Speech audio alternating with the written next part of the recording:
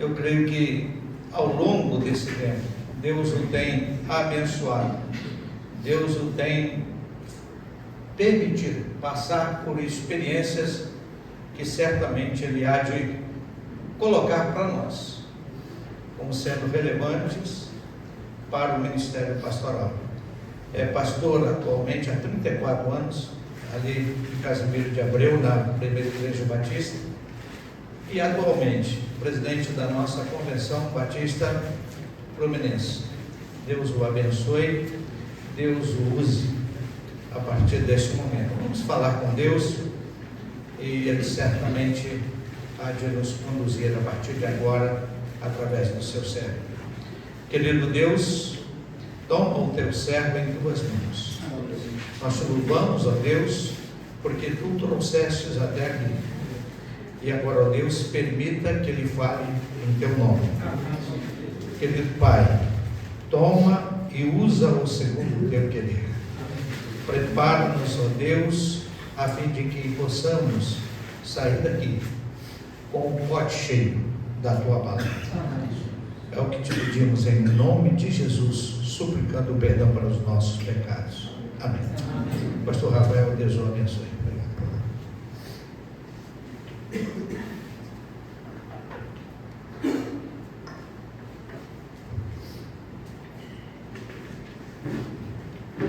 Boa noite, queridos.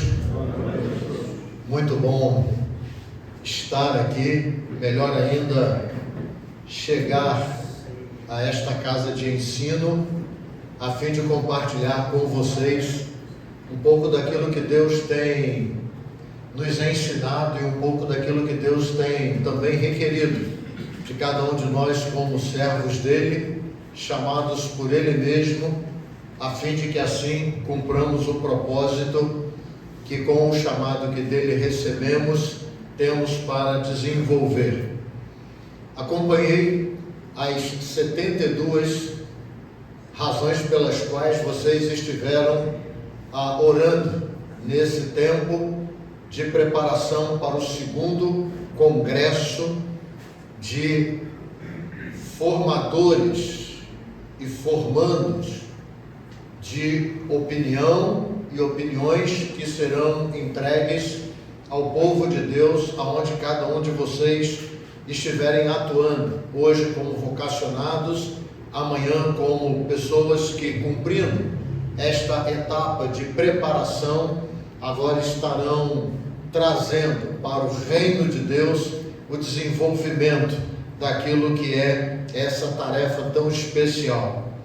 Eu quero então agradecer ao pastor Jeová, presidente desta associação, ao diretor dessa casa, o pastor Rômulo, ao presidente acadêmico, o nosso querido Gilberto, e a certeza de que chego aqui com meu coração muito em paz para compartilhar com vocês então alguns conselhos que possam se tornar práticos para que o nosso ministério seja um ministério de excelência, seja um ministério de relevância. Mas antes de entrar propriamente dito naquilo que o Senhor fez com que eu pudesse chegar aqui, eu quero trazer a você um abraço da Convenção Batista Fluminense. Nós estamos hoje com uma nova formação em toda a liderança da Convenção Batista Fluminense. Acabamos de receber um novo secretário executivo, o pastor Diego Bravin, vindo do Espírito Santo, o pastor Ramon cuidando das nossas Junedas, que tem a responsabilidade de cuidar do nosso Colégio Batista e também da nossa FABERJ, a Faculdade Batista do nosso estado, vindo também de outro estado do Brasil, e toda a diretoria atual da Convenção Fluminense, uma diretoria nova, no exercício dessa função, com a expectativa de vivermos não um tempo melhor, mas um novo tempo, administrando todo o processo da nossa convenção de acordo com o momento que nós estamos vivendo. E eu quero relatar para você o fato de que nós estamos hoje visitando todas as associações, eu e o secretário executivo, alguns gestores da convenção, porque a nossa ênfase é trabalharmos a aproximação de toda a diretoria e os gestores da nossa convenção com os pastores, as igrejas e as nossas 41 associações. Então, para você ter uma ideia do que é a convenção da qual você faz parte, somos hoje 1.700 igrejas, 3.034 pastores, 41 associações e 500 mil de batistas no campo fluminense. Somos a maior convenção de igrejas da América Latina e a segunda maior convenção de igrejas do mundo. Então nós precisamos olhar para tudo isso com olhos de atenção para esse processo que Deus nos tem dado. E eu deixaria aqui com você um pedido, para que você orasse pela convenção e para que você nos desse um voto de confiança, para que a gente possa experimentar nesse novo tempo algo que seja extraordinário. Haverá um tempo em que nós estaremos aqui, eu e o executivo, com a liderança dessa associação, com os pastores dessa associação. Ontem saí de casa às 5h30 da manhã, tive reunião na sede da convenção até às 6 horas, 7 horas nos reunimos com pastores da associação Betel e foi um tempo assim muito proveitoso. Então orem por isso. Nós não estamos aqui pedindo ajuda para plano cooperativo, não estamos tocando em dinheiro, não estamos reclamando se você está ou não participando, nós estamos simplesmente dizendo a você, nós estamos preparados e dispostos a vivermos um novo tempo, mas esse tempo só pode acontecer se você dele fizer parte, porque você é a razão da existência da Convenção Batista Fluminense. Muito obrigado por sua atenção nesse tempo e que Deus possa assim então nos abençoar. Muito bem, segundo congresso interno para vocacionados. Quando nós pensamos em vocação, a gente pensa em algo que quando recebemos o chamado é assustador. Eu sou pastor há 40 anos. Eu fui para o Seminário Teológico Batista do Sul do Brasil com 17 anos de idade. E comecei a pastorear no meu primeiro ministério com 23 anos de idade. Fui pastor em 3 igrejas, fui presidente de 3 associações, vice-presidente da Convenção Fluminense, coordenei a administração e finanças da Convenção durante 14 anos. Estive atuando junto a Juberge durante boa parte da minha juventude, sou embaixador do Rei, líder de embaixador do Rei e uma vez embaixador, sempre embaixador do Rei. Então eu sou batista por convicção e pelos puxões de orelha que recebi da minha mãe. Ou eu seria batista ou eu seria batista. Caso contrário, eu perderia as orelhas. Então, entendendo que eu já não tenho uma aparência muito agradável, sem as orelhas ficaria bem complicado. Então, eu preferi cumprir aquilo que a minha mãe, por muito carinho e amor, e com toda a democracia da nossa casa, ela me convidou a ser. Então, eu sou batista por convicção. Ninguém vai mudar os princípios estabelecidos na minha mente, no meu coração. Ninguém vai me tirar daquilo que é a minha convicção doutrinária, a minha confirmação de fé e o amor que eu tenho por ser batista. Eu tenho um orgulho tremendo de ser conhecido como batista brasileiro. É uma história muito bonita e ela é marcada por valores que eu não consegui encontrar fora do nosso ambiente constituído a partir da nossa declaração de fé. Então, quando a gente começa a pensar sobre conselhos que possam ser práticos para vocacionados que daqui a pouco estarão, se é que já não estão alguns de vocês, no pleno exercício ministerial e independente da área ministerial que tenham ocupados, veio à minha mente algo que para mim sempre fez muita diferença ao longo desses 40 anos. E dando uma lida ali diariamente em todos aqueles momentos de oração que vocês receberam, os textos bíblicos que estavam contidos ali e no rodapé a motivação daquele dia para orarmos, eu cheguei à conclusão que seria de bom tom conversar um pouquinho com vocês sobre relacionamento. E eu quero partir desse texto que vocês escolheram, na mesma versão que vocês escolheram, que é a NVI, e o texto de 2 Timóteo 2,15, que já lido fora aqui nesta noite, ele sugere a mim e a você esse entendimento. Procure apresentar-se a Deus aprovado, como obreiro que não tem do que se envergonhar, que maneja corretamente a palavra da verdade.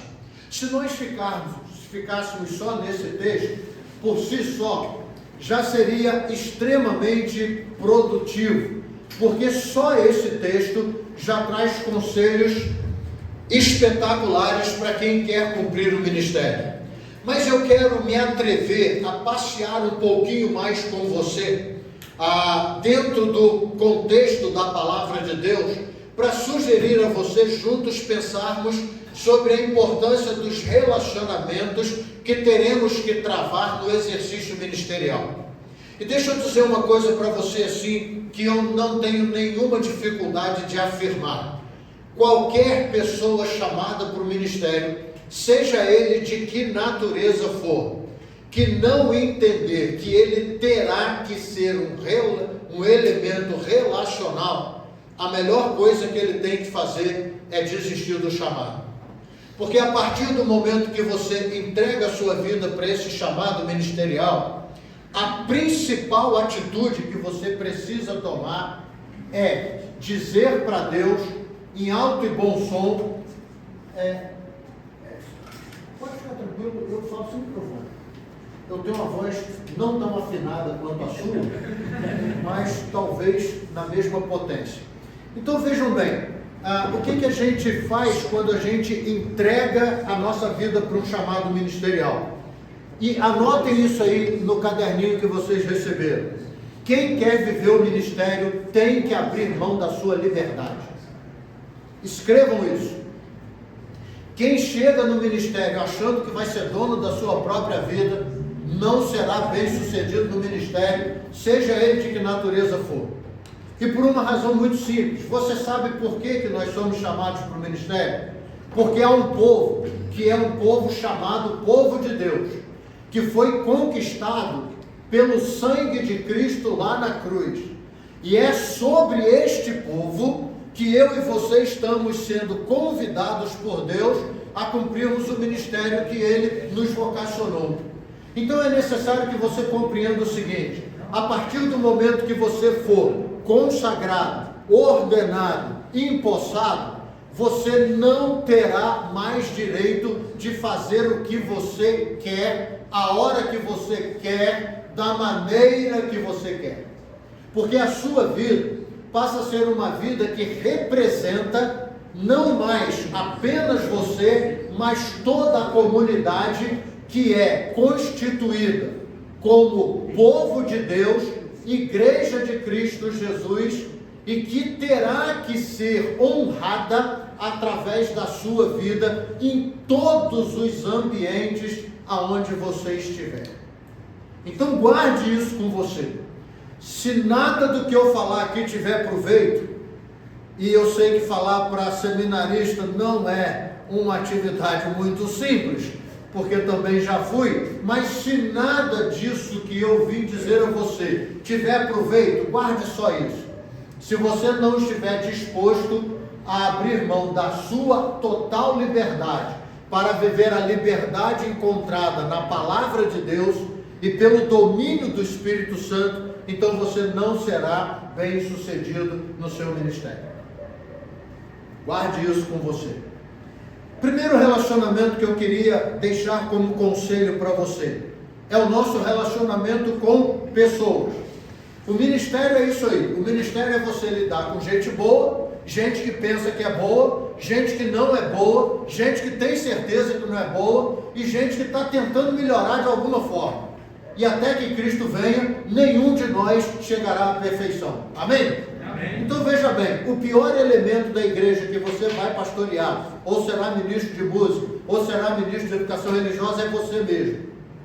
Então pense bem que o ministério não é fácil. Pense bem você se pastoreando.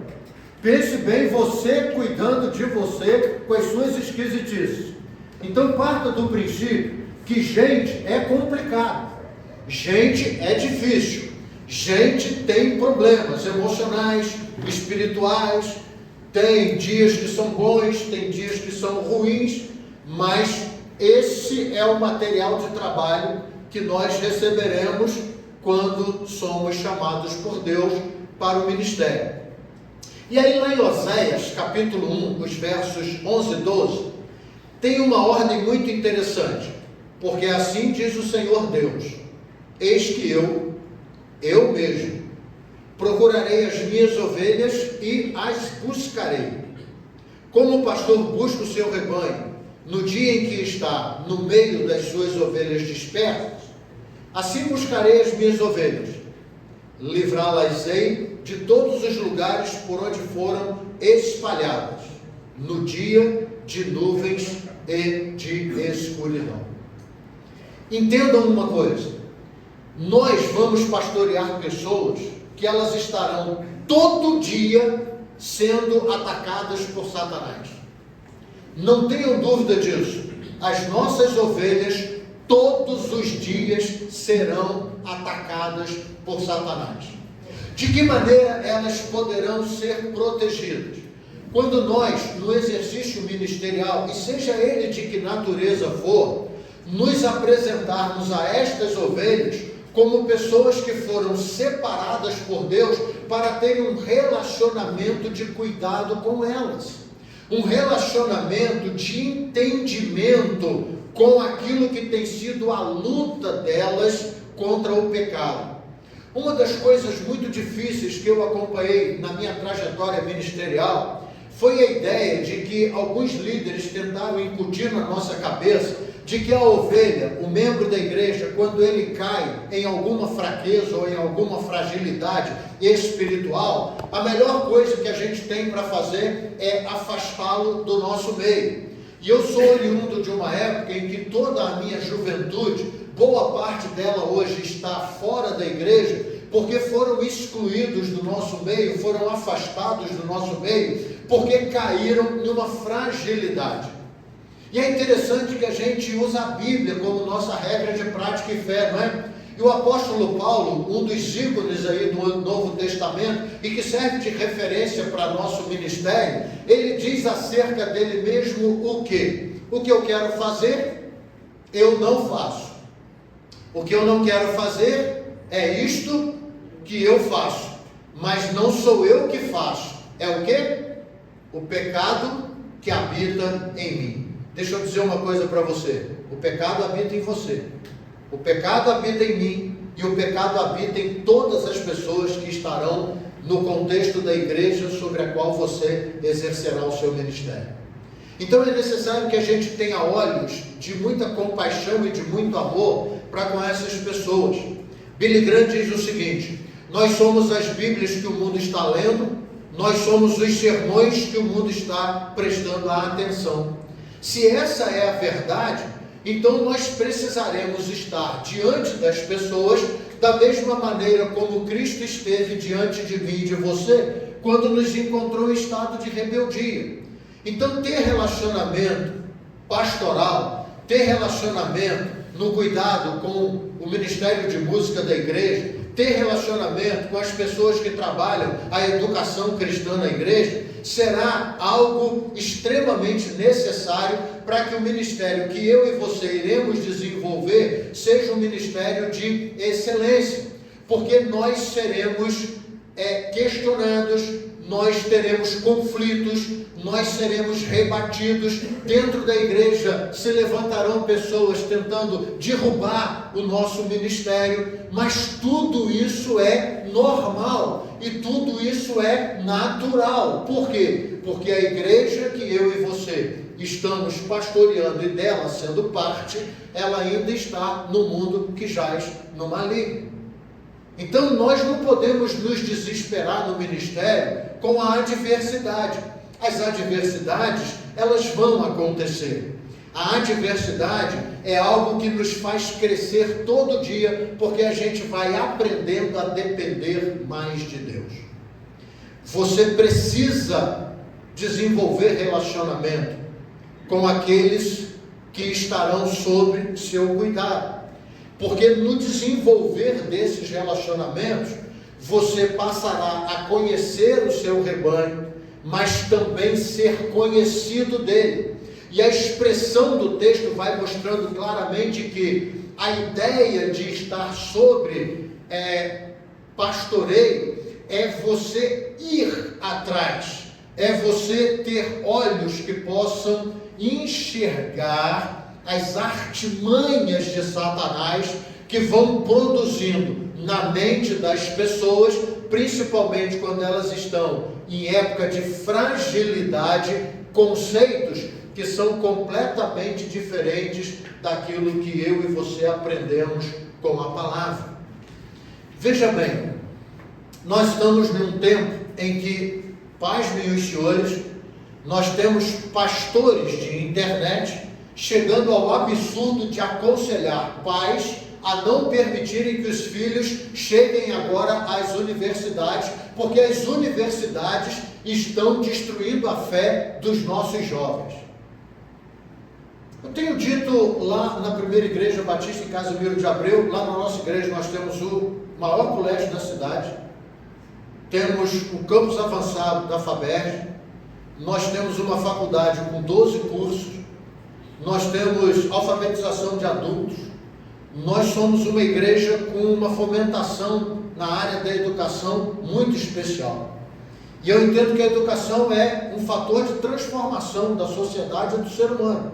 E quando eu ouvi essa mensagem, eu fiquei estarrecido, porque eu tenho dito aos jovens que estudam lá na igreja o seguinte: se você for confrontado por qualquer professor na faculdade e você não tiver argumento com ele, me faça um convite para assistir uma aula junto com você. E eu quero ver qual professor de universidade, dentro daquilo que ele está se propondo a fazer, que é entrar no meandro daquilo que eu conheço e domino, vai me fazer baixar a cabeça para ele. Talvez ele me faça baixar a cabeça para a matéria que ele domine e eu não. Porque se ele é professor de história, eu não sou. Então, talvez em história ele possa me deixar em algumas dificuldades. Mas dentro daquilo que eu domino e ele não, porque eu conheço a palavra que é libertadora. Ele conhece a palavra para a sua própria condenação. E nós precisamos entender isso.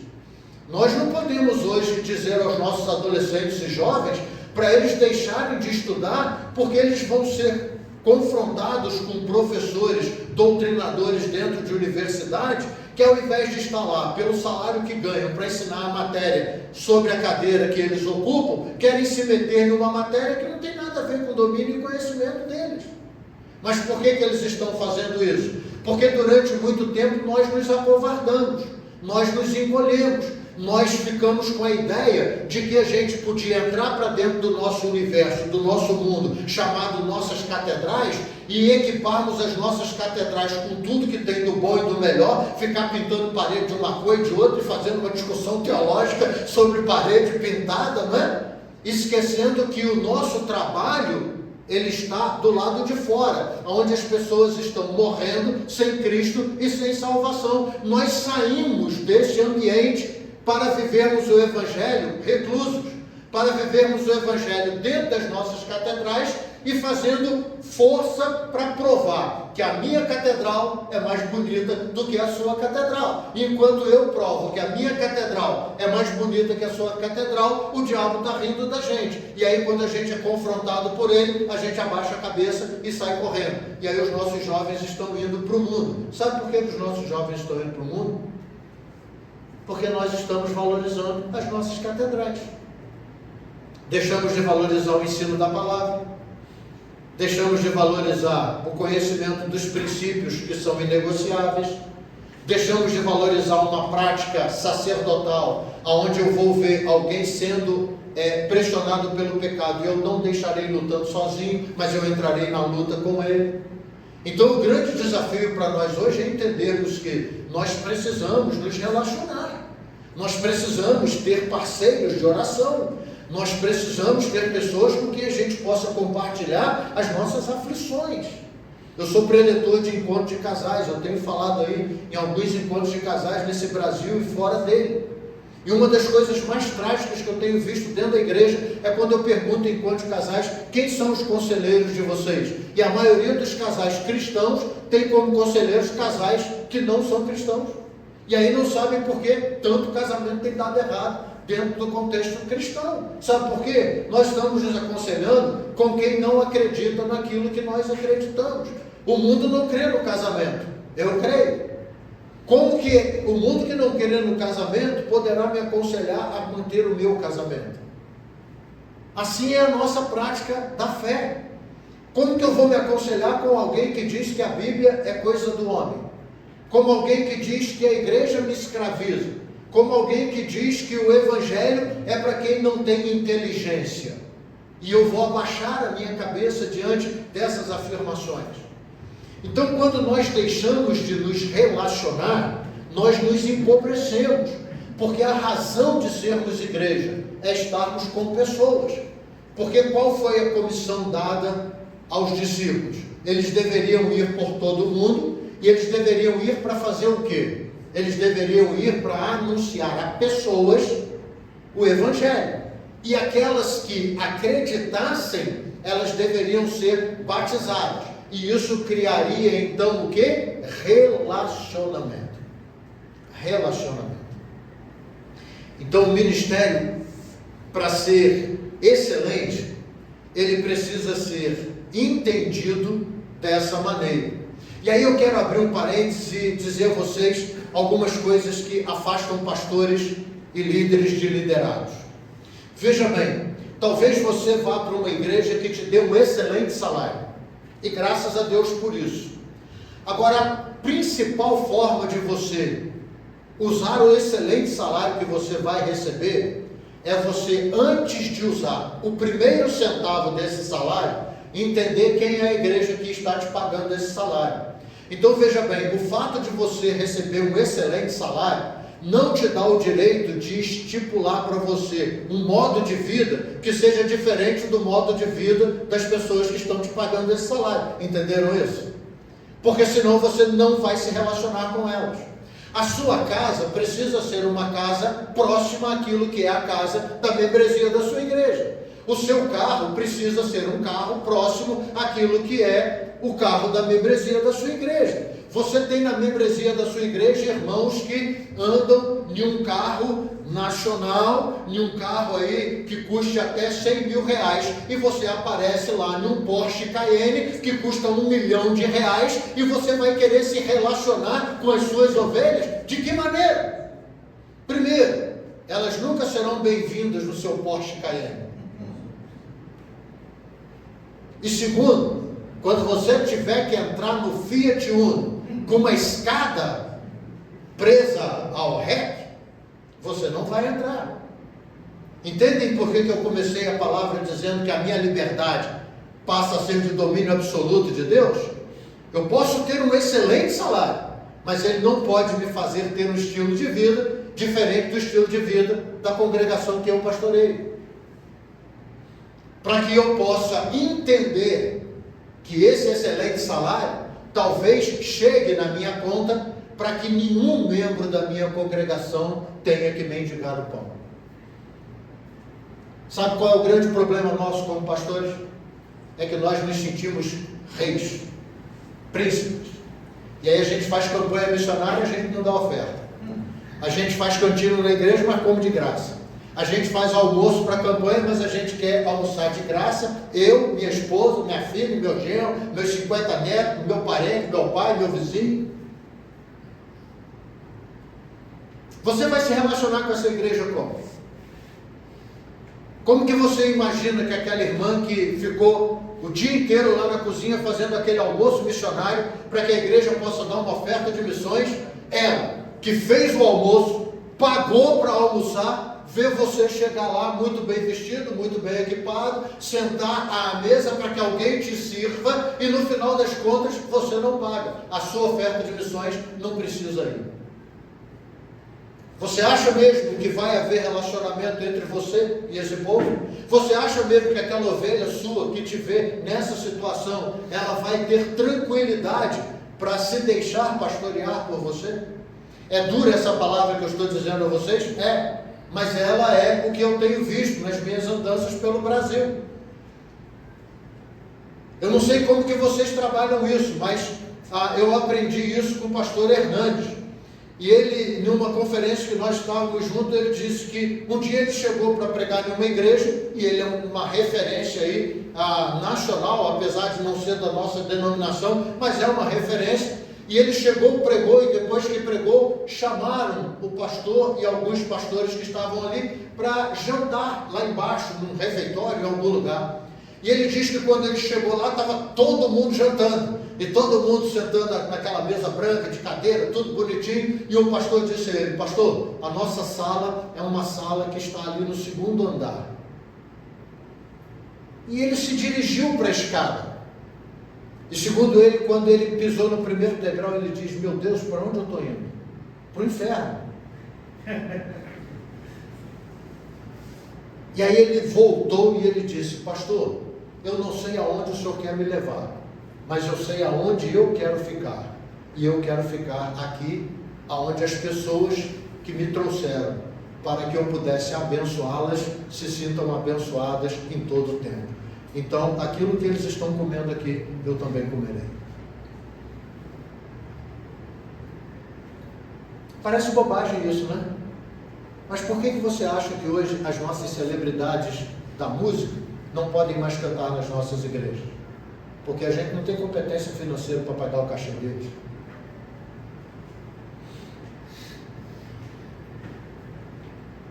Cuidado, porque quando você, no processo de relacionamento com o povo de Deus, se vê melhor do que o povo, você está dando demonstrações absolutamente claras de que você não entendeu nada do chamado ministerial. Segundo relacionamento com a igreja, Atos 20, 28. Cuidai, pois, de vós mesmos e de todo o rebanho sobre o qual o Espírito Santo vos constituiu bispos, para apacentardes a igreja de Deus, que ele adquiriu com seu próprio sangue. A igreja foi adquirida com quem, queridos? Com sangue. De que maneira nós estamos nos relacionando com a igreja que recebemos a ordem de Deus para pastoreá-la? Se nós não tivermos entendimento de que nós precisamos ser os guardiões desta igreja, e nós precisamos estar com olhos atentos para toda a movimentação de Satanás no entorno da igreja, nós pagaremos um alto preço no ato de cobrança de Deus para conosco. A igreja do Senhor Jesus, ela precisa ser tratada por aqueles que foram chamados para o ministério junto a ela, como ela de fato é vista por Deus. E Deus diz que a igreja é a noiva de Cristo. Deus diz que a igreja é o corpo de Cristo. E de que maneira eu e você estamos tratando a igreja? Uma das coisas que me assusta nessa lide denominacional aí, é perceber que nós estamos tratando as nossas coisas, e principalmente a igreja, de qualquer maneira. Eu tenho visto hoje igrejas que estão a ponto de perder patrimônio. Eu tenho visto hoje igrejas que estão com conta de luz atrasada, conta de água atrasada. Eu tenho visto igrejas que não têm nenhum respeito na sociedade, porque aquilo que elas dizem não conseguem cumprir. E a grande questão é, por que as igrejas estão vivendo esse tempo? Porque nós estamos vivendo um tempo em que também não nos sentimos mais responsáveis por nada. Se você não se sente responsável pelo cuidado da igreja que Deus te deu como projeto de trabalho ministerial, então você precisa abrir mão disso. A sua igreja, a igreja da qual você, antes de ser pastor, ou ministro de música, ou ministro de educação religiosa, é membro, agora ocupando essa função, ela passa a ser de sua total responsabilidade. Queridos, nós não podemos terceirizar a nossa responsabilidade de guardiões da igreja. E quando a gente fala sobre liberdade, a gente fala sobre liberdade em alguns aspectos muito sérios. Eu tenho aqui ovelhas minhas que me acompanham. Eu tenho aqui um colega de ministério que me acompanha.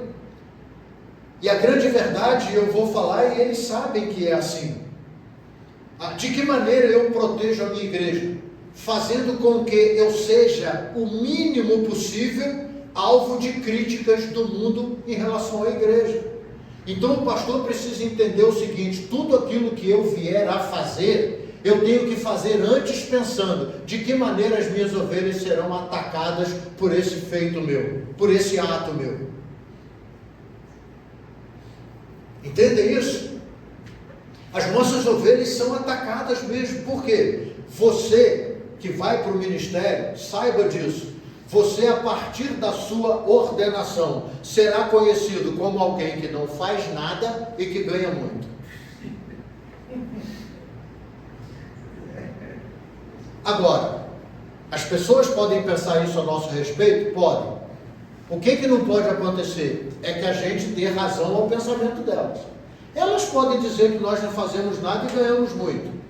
O que vai consolidar essa fala são as minhas atitudes. Então veja bem, ministério é o lugar mais fácil para a gente se tornar ocioso, porque a igreja não cobra nada de você. E não vem me olhar com o olho de espanto não, porque eu estou te falando que eu sou pastor de uma igreja só há 34 anos.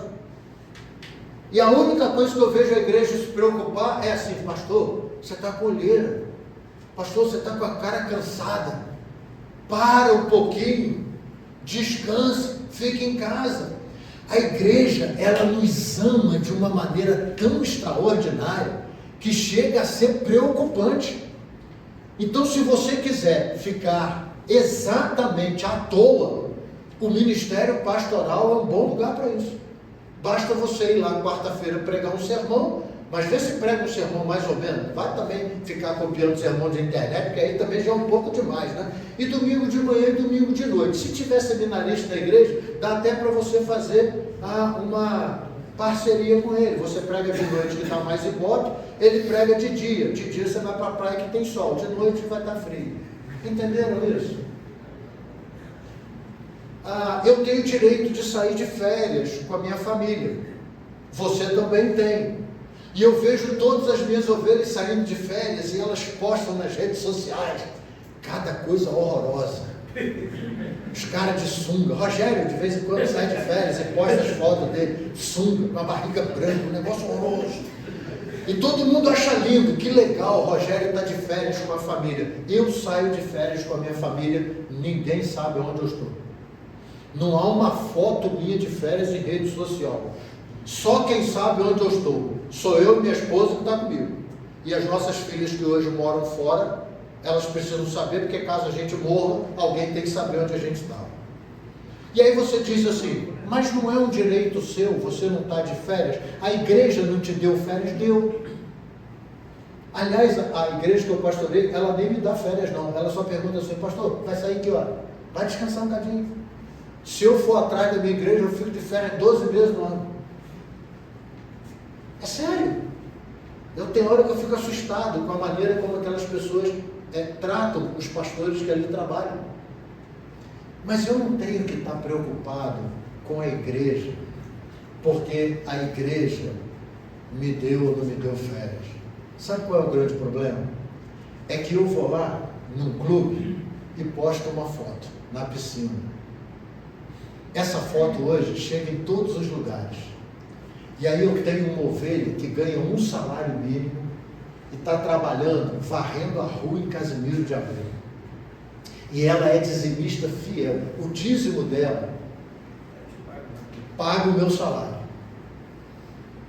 O meu dízimo é maior do que o salário dela. E aí eu vou e terça-feira posto uma foto minha num hotel, na piscina, tomando um negócio que às vezes a gente não tem nem cuidado, que parece uma bebida alcoólica, mesmo sem não ser, mas parece, porque tem florzinha, tem canudinho, tem não sei o que, a gente posta aquilo lá, e aí vem um filho de Satanás, porque eles estão entre nós. E aí ele pega a minha ovelha, que varre rua de madrugada, com chuva, com frio, sem o equipamento necessário de proteção, e na hora que aquela ovelha minha, que é dizimista fiel, de um salário mínimo, para tomar um cafezinho de madrugada, vem um filho de Satanás, com um celular que vale R$5.000 e ele ganha 1.400, não sei de onde aquele filho de Satanás arrumou aquele celular. O celular dele mostra a minha foto muito mais nítida do que de fato ela é, e ele vai lá e diz assim: aqui, trouxa, aonde vai seu dinheiro? Deixa eu perguntar uma coisa para você. Eu tenho o direito de me expor dessa maneira? Tenho. Agora, você já se colocou no lugar dessa ovelha sua, que vai ficar sendo ridicularizada dessa maneira durante muito tempo?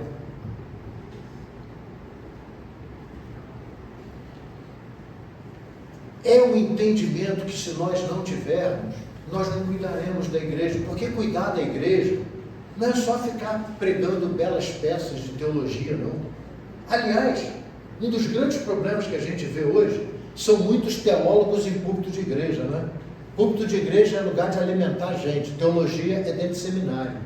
Então, dentro de seminário, você vem aqui e demonstra todo o seu conhecimento teológico. Lá no púlpito da sua igreja, você ensina a Bíblia de maneira que as pessoas possam entender.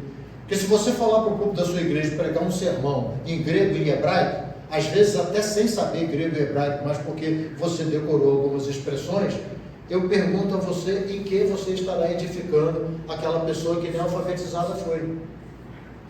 Então, por mais que você tenha um nível cultural extraordinário, cuidar da igreja é alimentar a igreja. E a igreja é alimentada através do conhecimento da palavra. E o conhecimento da palavra na igreja é dado, não é numa sala de aula com 15 pessoas, mas é numa celebração de culto, onde você, com muita clareza e objetividade, tem que mostrar àquelas pessoas como elas vão enfrentar Satanás durante toda a semana. Porque elas vão enfrentar durante toda a semana. E é interessante a gente observar que Billy Graham diz assim: a ansiedade é o resultado natural de centralizarmos nossas esperanças em qualquer coisa menor do que Deus e sua vontade para nós. A nossa tarefa é mostrarmos e ensinarmos à igreja que a nossa fé está em Deus, independentemente das circunstâncias, porque as nossas ovelhas, elas estão sendo atacadas no hospital, elas estão sendo atacadas no trabalho, elas estão sendo atacadas no ambiente social, elas estão sendo atacadas.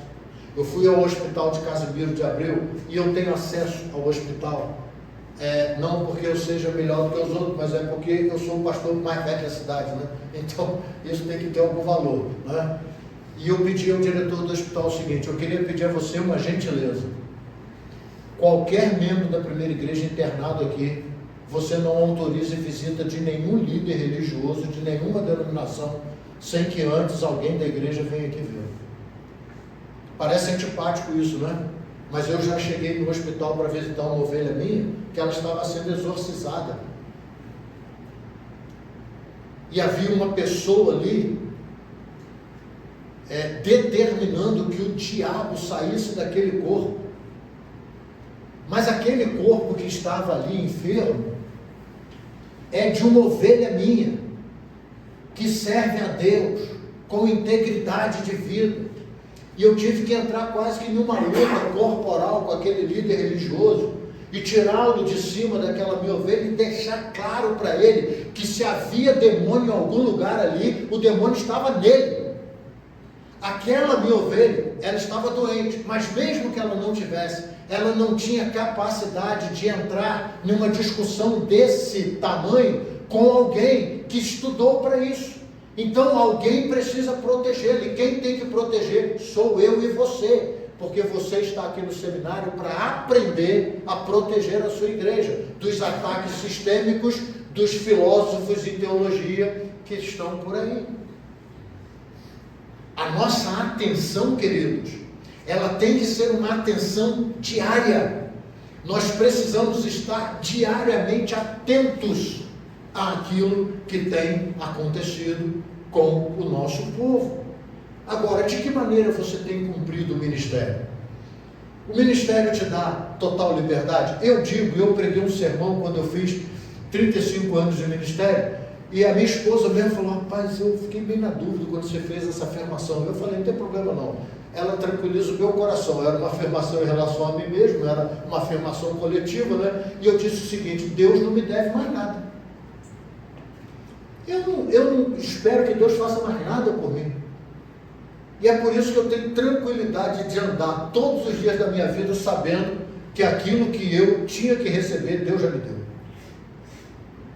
Então, se eu sofrer um acidente e perder meu carro, amém. Eu agradeço porque já tive o carro. Eu tive um infarto e eu tive para morrer. E eu fui cuidado aqui em Itaperuna. Eu infartei numa quarta-feira, pregando no aniversário da Igreja Batista em Jardim Catarina.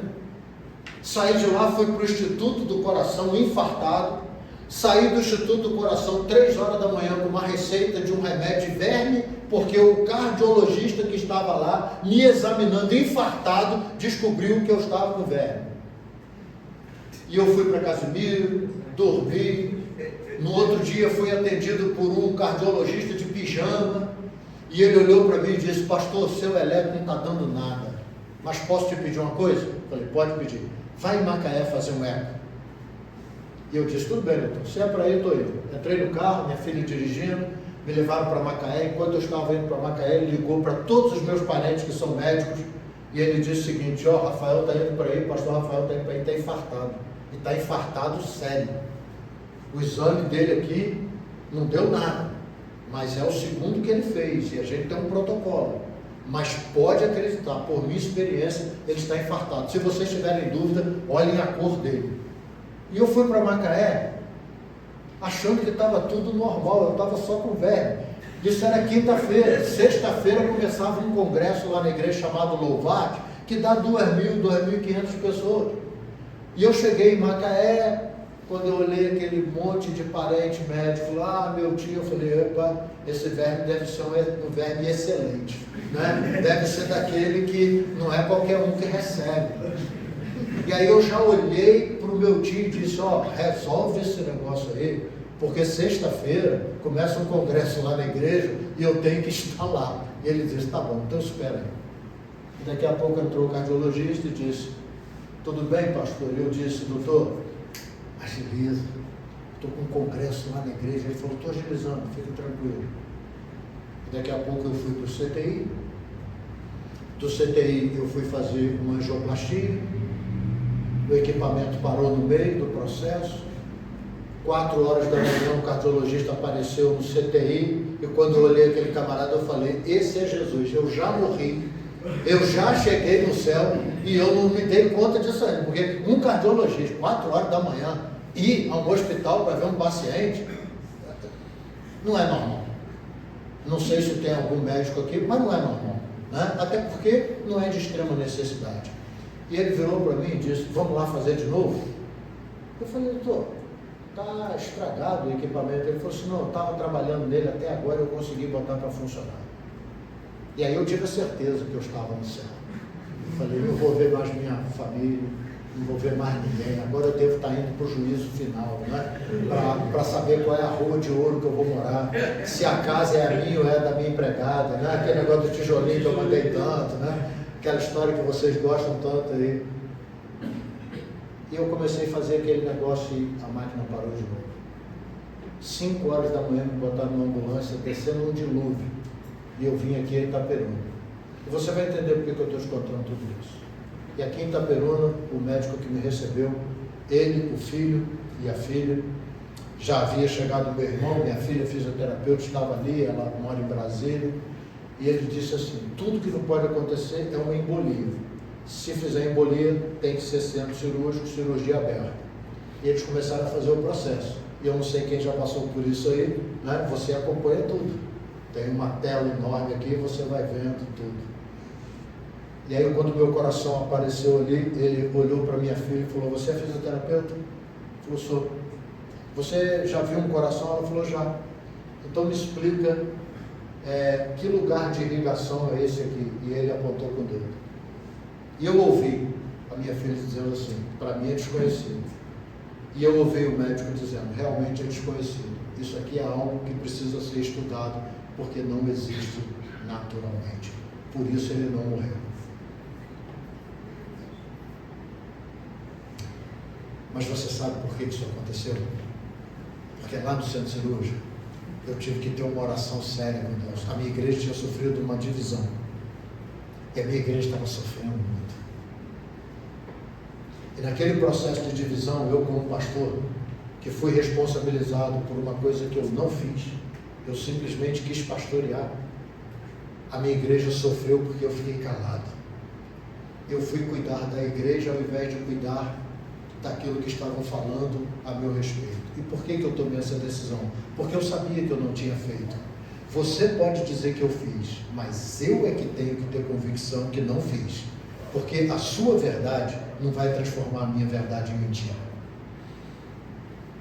E lá no centro cirúrgico, no CTI, perdoe, eu pedi a Deus uma coisa: me dê mais um tempo, porque eu preciso voltar a Casimiro e eu preciso deixar claro para a igreja que eu pastoreio que eu não errei.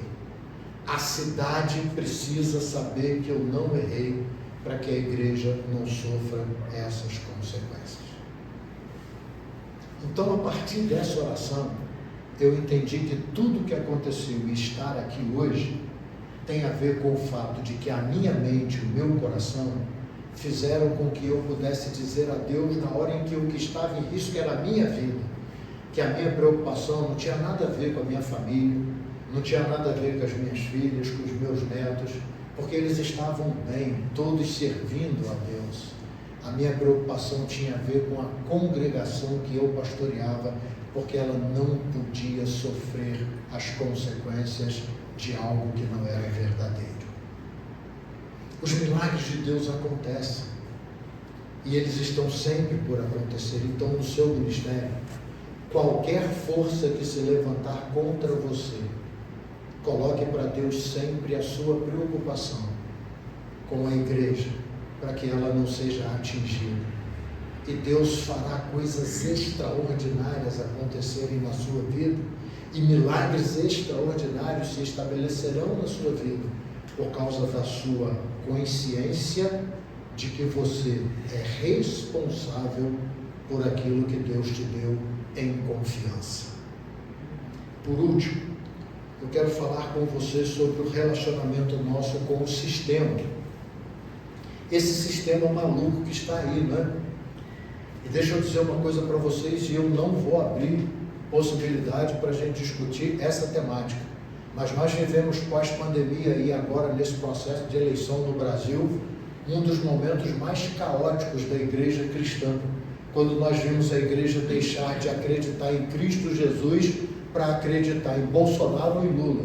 Eu não sei em quem você acredita, eu não acredito em nenhum dos dois, mas eu tenho absoluta certeza que um dos grandes problemas que fragilizou muito a igreja brasileira foi a igreja brasileira acreditar que homens seriam capazes de fazer acontecer no Brasil aquilo que a Bíblia diz que não acontecerá. Os nossos cultos precisam falar do que liberta, e o que liberta é Cristo, só. E a certeza que nós temos nesse mundo, nós não teremos justiça, nós teremos aflições. Então eu não consigo entender pastor defendendo bandeira política sobre a ideia de que aquele candidato, aquela proposta, ou aquele partido trará justiça para o Brasil. O dia que algum homem conseguir trazer justiça para o Brasil, a Bíblia tem que ser rasgada, porque nós não vamos encontrar isso aqui, porque o mundo está sob direção de Satanás. Ele é o príncipe deste século. Acreditem em uma coisa, nós somos minoria aqui. Nós somos minoria aqui. Estamos vivendo um tempo onde os pastores estão com medo de pregar, porque vão ser presos. e outros querendo ser presos para poder se tornar mártir do cristianismo. Porque o que fazem nas redes sociais já deveriam ter sido presos. Porque um dos princípios da fé é que a gente cumpra as leis, concordando com elas ou não. Então é necessário que no meu relacionamento com o sistema eu entenda quem eu sou. É muito interessante que Billy Graham foi convidado para ser presidente dos Estados Unidos. E ele tem uma resposta que ela se tornou uma das frases mais comentadas no mundo inteiro, quando ele vai sentar junto ao conselho, e ele diz o seguinte: eu não posso aceitar esse convite, porque eu tenho uma missão maior do que essa para cumprir. Você consegue entender um homem sendo convidado para ser presidente dos Estados Unidos, e ele dizer que tem uma missão maior do que essa para cumprir? E aí perguntaram a ele: mas qual é a sua missão? E ele diz: eu sou o pastor da igreja de Cristo Jesus. Agora, se você vai à cidade de Amsterdã, e eu já tive a oportunidade de ir algumas vezes, só houve um líder religioso que teve autoridade para pregar ali em praça pública, e esse líder foi Billy Graham. Ninguém mais conseguiu. O filho dele, Franklin Graham, não conseguiu pregar, não teve autorização para pregar. O mundo conhecia a identidade desse homem com Deus. E era um negócio impressionante, porque ele se relacionava com todo mundo, mas todo mundo tinha que respeitar o Deus a quem ele servia. Queridos, quantos pastores enrolados hoje, com coisas absurdamente ilegais, porque foram acreditar na conversa fiada de pessoas que olham para a gente, não querendo a gente, mas aquilo que a gente representa. Acredite, em época de política, você será visto como a galinha dos ovos de ouro. Porque esse aparelho aqui que eu estou usando, ele nos dá um poder absurdo. E com esse aparelho e com a sua autoridade, você leva a sua igreja para o lugar que você quiser. Agora, para onde você levar a igreja diferente do caminho de Jesus, Deus te responsabilizará. Então, de que maneira que a gente tem cuidado? Atos 20, 33 a 36. Paulo escrevendo aos líderes em Éfeso: de ninguém cobicei prata, nem ouro, nem vestes. Vós mesmos sabeis que estas mãos proveram as minhas necessidades e as dos que estavam comigo. Em tudo vos dei exemplo de que, assim trabalhando, é necessário socorrer os enfermos, recordando as palavras do Senhor Jesus, porquanto ele mesmo disse: coisa mais bem-aventurada é dar do que receber. Havendo dito isto, pôs-se de joelhos e orou com todos eles. Billy Graham fala algo emblemático. Teve 5 minutos com talão de cheques de uma pessoa, e eu vou lhe dizer onde o seu coração está.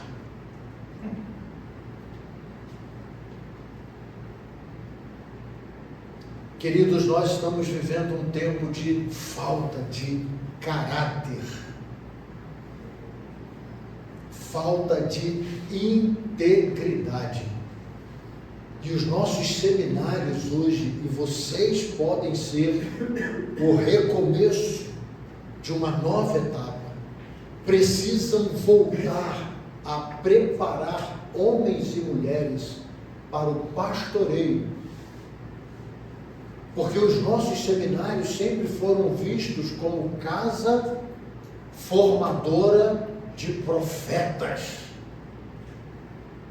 E nós nos perdemos durante um tempo, buscando reconhecimento de MEC, enfiando dentro das nossas salas de aulas professores que agora têm que ser colocados porque eles comprovam que estão à frente dos demais para dar aula, que não professam fé, alguns incrédulos, mas quando fizeram comprovação de títulos, eles ocuparam as cadeiras.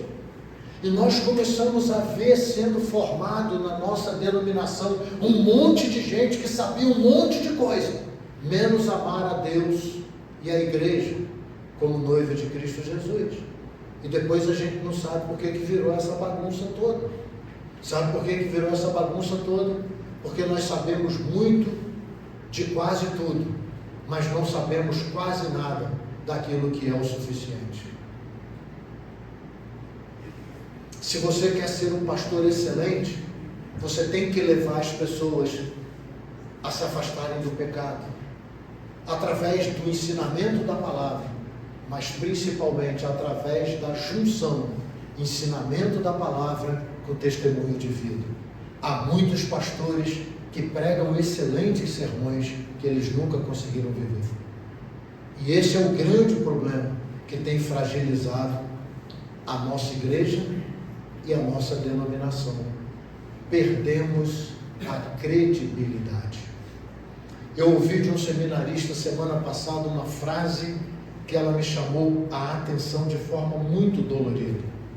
E ele me mostra um relatório financeiro e ele me diz assim: pelo amor de Deus, faz eu acreditar nisso aqui de novo, antes que eu largue até a fé.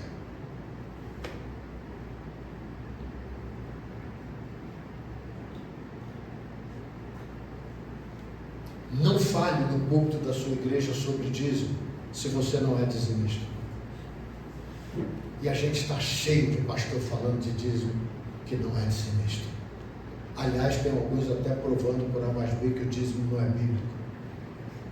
E deixa eu dar logo uma palhinha para vocês aqui, porque vocês são intelectuais, eu sou apenas um velho de 63 anos, vindo de Casimiro de Abreu. Pode vir alguma coisa boa de Casimiro de Abreu? Mas deixa eu dar logo uma palavra para vocês, doutores aí. Sabe por que é muito bom tirar a ideia do dízimo como sendo algo bíblico?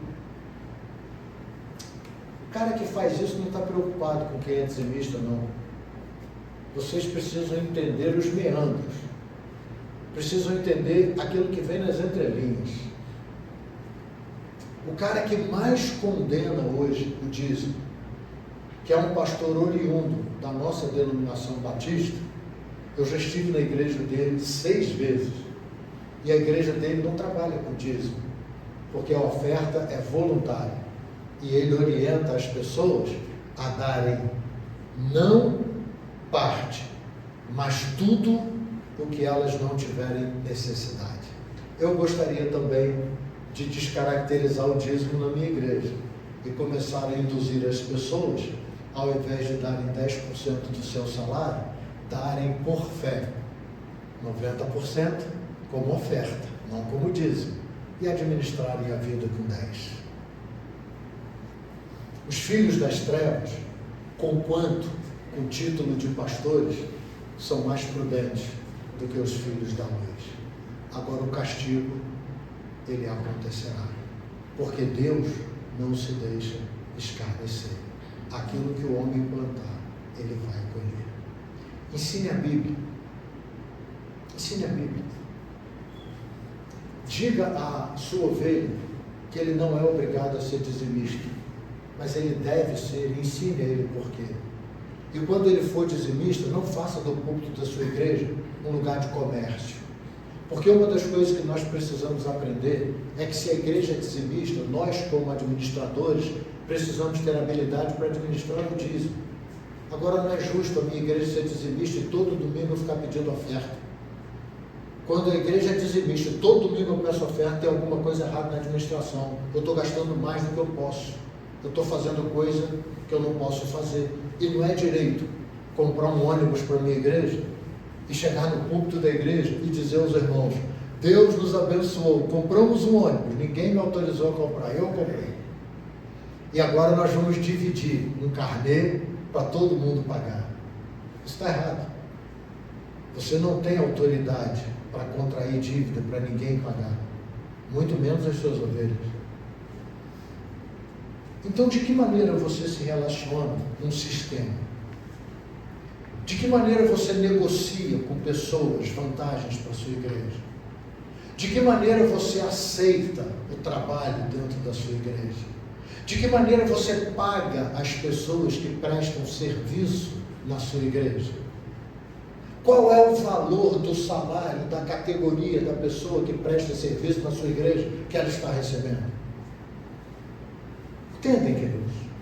O sistema, ele é cruel. Mas o sistema não pode vencer a nossa mente transformada pelo poder de Deus. Porque eu concluo com um texto também de 2 Timóteo, só no capítulo 1, verso 12. Por cuja causa padeço também isto, mas não me envergonho, porque eu sei em quem tenho crido, e estou certo que é poderoso para guardar o meu depósito até o dia final. Cumpre com alegria e honradez o ministério que você recebeu, e nada te faltará.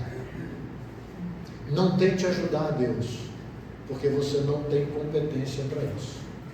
Quando você tentar dar uma mãozinha para Deus, e o objetivo dessa mãozinha tem a ver com a sua preocupação em relação a você mesmo, você vai fazer bobagem.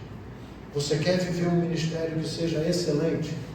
Seja diante do seu rebanho alguém que todos eles possam olhar para você e perceber que em meio a todas as tragédias que estão acontecendo no mundo, você é alguém em paz, com serenidade de coração, porque nada te faltará e maldição alguma te atingirá. Por que que isso é verdade? Porque é promessa de Deus. Eu trago isso para vocês com toda a sinceridade do meu coração.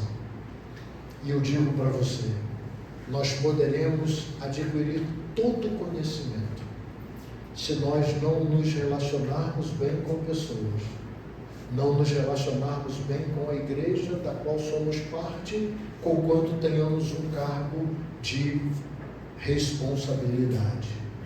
E com o sistema que está no entorno e também dentro do nosso arraial, nós não cumpriremos com excelência o ministério que Deus nos confiou. E aonde que está o nosso maior exemplo para essa linha de raciocínio?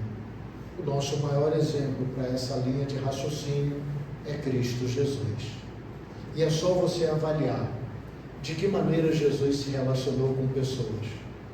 Havia uma prostituta sendo apedrejada, havia a congregação dos doutores da lei ensandecidos e gritando, e Jesus abaixo começa a escrever alguma coisa lá na terra, deixa todo mundo falar o que tinha que falar, e de repente Jesus, com toda a sabedoria, ele resolve dentro do tribunal, com uma palavra de lei, uma pendência que era complicadíssima. Aquele que não tem pecado, lance a primeira pedra. Mas ele parou aí? Não. Onde estão os teus acusadores? Foram embora, Senhor. Se eles não te acusaram, eu também não te acuso, vírgula, mas vá e não cometa mais este pecado. Como é que Jesus se relacionou com a igreja? Os camaradas entram no templo e eles começam a fazer o comércio. Muita gente diz que Jesus só agrediu aqueles camaradas porque eles estavam fazendo comércio. Não, vocês são estudantes e vocês sabem disso. Qual era a tônica daquele comércio? O comércio era um comércio de rua, onde todo mundo trazia aquilo que tinha de melhor para fazer trocas. E aqueles que tinham mais começaram a perceber que aqueles que tinham menos começavam a trazer animais que não eram perfeitos, tinham alguma deficiência. E todo mundo participava daquela troca. Então o que eles resolvem fazer? Eles fazem uma grande divisão. Dentro do templo haveria o comércio de quem tem as primícias perfeitas e saudáveis, e do lado de fora do templo teria o comércio daqueles que trouxeram o melhor que tinham, mas com defeito. E aí Jesus entra lá e ele faz o quê? Ele expulsa todo mundo dali e chicoteia. E ele faz com que eles ouçam essa palavra: vocês estão fazendo da minha casa covil de ladrões. Há ladrões dentro do nosso ambiente denominacional, congregacional. Há pessoas que estão ali para roubar a integridade dos nossos irmãos. Há agentes de Satanás que estão ali para roubar a fé que eles têm. Eu e você precisamos ter olhos atentos para protegermos a igreja que recebemos o direito de Deus, por Ele dado, para pastoreá-la. E de que maneira você se relaciona com o sistema? Frase que um demente aí falou: dai a César o que é de César, dai a Deus o que é de Deus. Era assim que Jesus se relacionava com o sistema. Eu não quero nada que não seja meu, e eu não darei nada do que é meu para quem não participa daquilo que é meu. Essa é a forma da gente se relacionar com o sistema. Quando você prometer cura, se vire para curar. Quando você disser ao enfermo, jogue os seus remédios fora, porque você está curado, e daqui a pouco ele morrer, não seja covarde para dizer que o que faltou para ele foi fé. Diga que o que faltou foi integridade sua, quando você fez uma afirmação para a qual Deus não te credenciou. Quando nós entendermos isso, a gente tem um ministério excelente, ou a gente desiste antes da formatura. E eu vim aqui para provocar vocês nessa direção, para que vocês tenham um ministério excelente, ou para que vocês desistam antes da formatura. Mas um conselho eu dou a vocês: se não for para ter um ministério excelente, desistam antes da formatura, porque Deus vai cobrar de vocês, porque o sangue dos inocentes Deus cobrará das nossas mãos, porque nós recebemos a responsabilidade de cuidar daquilo que Ele chamou de sua propriedade exclusiva, feito para o louvor da sua glória. E se nós não fizermos com excelência, então haverá sim responsabilização. Que Deus possa nos abençoar, e que de alguma forma tudo aquilo que Deus falou aqui através da minha vida possa trazer ajuda a você a continuar nessa formação que antecede o tempo em que você colocará em prática tudo aquilo que você recebeu. E acredite, some tudo que você tem aprendido nos bancos desta casa, aquilo que você aprendeu quando você leu a Bíblia. Você some todo o seu conhecimento bíblico, teológico, sociológico, toda a hermenêutica, toda a história da igreja, toda a história do cristianismo, todos os conceitos homiléticos, todas as teorias vindas do processo filosófico, todos os grandes pensadores com os quais você teve que fazer trabalho à luz da pesquisa, ao fato de que um dia você estava morto em seus pecados e delitos, e porque você ouviu falar do amor de Deus por você, você foi feito nova criatura. O ministério excelente é a junção de tudo que eu busquei aprender com a razão pela qual eu tive que aprender tudo isso. E nós estamos aqui buscando aprender por uma única razão.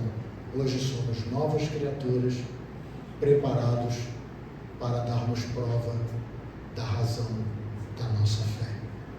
Isto é um ministério excelente, que seja numa igreja de 10 membros, porque uma alma vale mais para Deus do que o mundo inteiro. Que Deus nos abençoe, que Ele nos ajude a entendermos tal coisa.